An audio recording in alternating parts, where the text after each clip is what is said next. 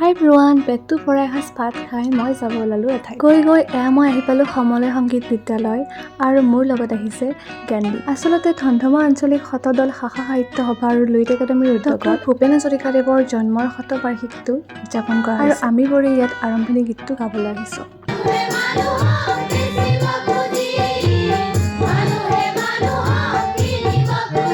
তেখেতক যদি এবাৰ দেখা পালোঁ হয়, মনত সেই আশাটো সদায় আশা হৈ থাকিব বাৰু। তাৰ পাছত দুজনীয়ে কেইকোৰিমান ফটো উঠি আকৌ আহিলোঁ আমি সফালৈ।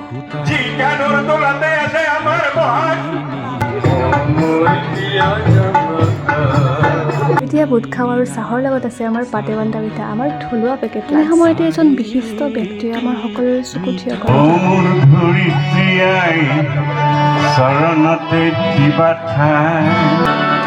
মই এটি যাযাবৰ